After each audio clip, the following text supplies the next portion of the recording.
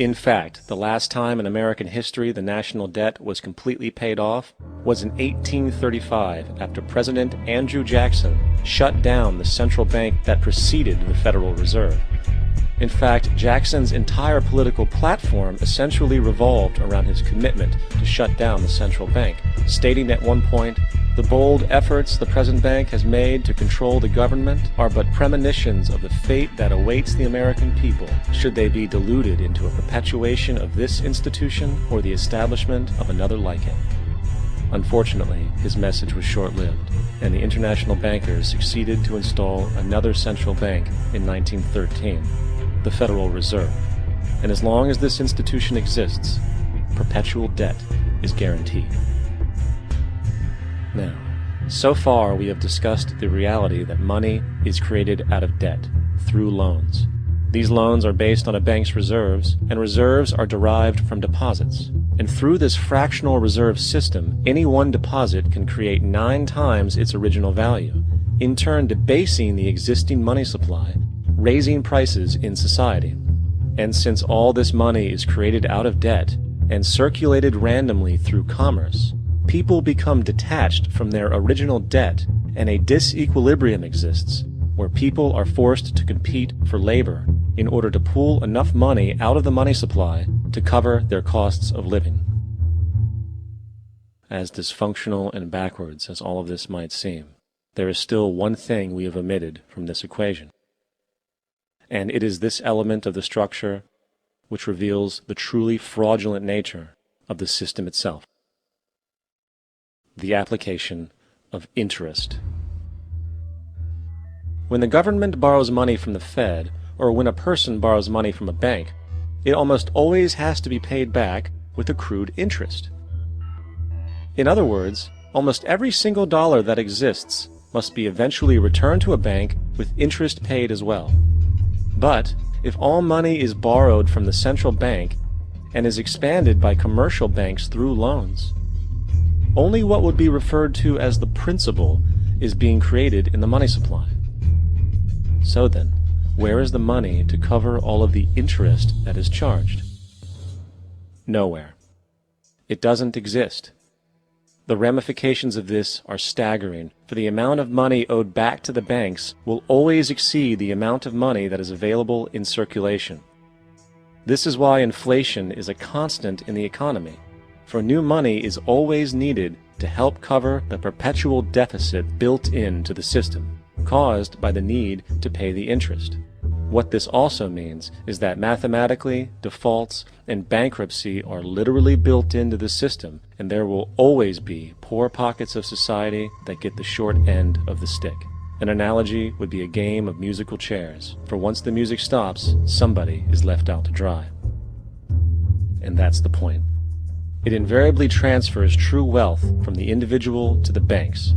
For if you are unable to pay for your mortgage, they will take your property. This is particularly enraging when you realize that not only is such a default inevitable due to the fractional reserve practice, but also because of the fact that the money that the bank loaned to you didn't even legally exist in the first place. In 1969, there was a Minnesota court case involving a man named Jerome Daly, who was challenging the foreclosure of his home by the bank which provided the loan to purchase it.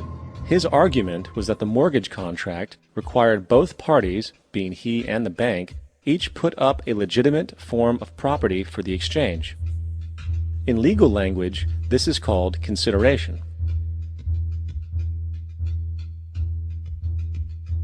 Mr. Daly explained that the money was, in fact, not the property of the bank, for it was created out of nothing as soon as the loan agreement was signed. Remember what modern money mechanics stated about loans? What they do when they make loans is to accept promissory notes in exchange for credits. Reserves are unchanged by the loan transactions, but deposit credits constitute new additions to the total deposits of the banking system. In other words, the money doesn't come out of their existing assets.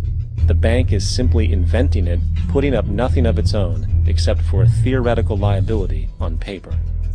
As the court case progressed, the bank's president, Mr. Morgan, took the stand, and in the judge's personal memorandum, he recalled that the The plaintiff, bank's president, admitted that, in combination with the Federal Reserve Bank, did create the money and credit upon its books by bookkeeping entry. The money and credit first came into existence when they created it. Mr. Morgan admitted that no United States law or statute existed which gave him the right to do this. A lawful consideration must exist and be tendered to support the note.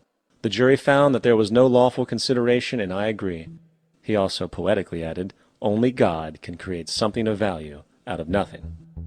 And upon this revelation, the court rejected the bank's claim for foreclosure, and Daly kept his home. The implications of this court decision are immense. For every time you borrow money from a bank, whether it is a mortgage loan or a credit card charge, the money given to you is not only counterfeit, it is an illegitimate form of consideration, and hence voids the contract to repay, for the bank never had the money as property to begin with. Unfortunately, such legal realizations are suppressed and ignored, and the game of perpetual wealth transfer and perpetual debt continues. And this brings us to the ultimate question: why? During the American Civil War, President Lincoln bypassed the high-interest loans offered by the European banks and decided to do what the Founding Fathers advocated, which was to create an independent and inherently debt-free currency. It was called the greenback. Shortly after this measure was taken, an internal document circulated between private British and American banking interests stated, "Slavery is but the owning of labor, and carries with it the care of laborers, while the European plan is that capital shall control labor by controlling wages. This can be done by controlling the money. It will not do to allow the greenback, as we cannot control that." The fractional reserve policy perpetrated by the Federal Reserve, which has spread in practice to the great majority of banks in the world, is, in fact, a system of modern slavery. Think about it. Money is created out of debt. And what do people do when they are in debt? They submit to employment to pay it off. But if money can only be created out of loans, how can society ever be debt-free? It can't. And that's the point. And it is the fear of losing assets coupled with the struggle to keep up with the perpetual debt and inflation inherent in the system, compounded by the inescapable scarcity within the money supply itself, created by the interest that can never be repaid, that keeps the wage slave in line, running on the hamster wheel with millions of others, in effect powering an empire that truly benefits only the elite at the top of the pyramid. For, at the end of the day, who are you really working for? The banks. Money is created in a bank and invariably ends up in a bank. They are the true masters, along with the corporations and governments they support. Physical slavery requires people to be housed and fed. Economic slavery requires people to feed and house themselves. It is one of the most ingenious scams for social manipulation ever created, and at its core, it is an invisible war against the population. Debt is the weapon used to conquer and enslave societies, and interest is its prime ammunition. And as the majority walks around oblivious to this reality, the banks, in collusion with governments and corporations, continue to perfect and expand their tactics of economic warfare, spawning new bases, such as the World Bank and International Monetary Fund, while also inventing a new type of soldier, the birth of the economic hitman.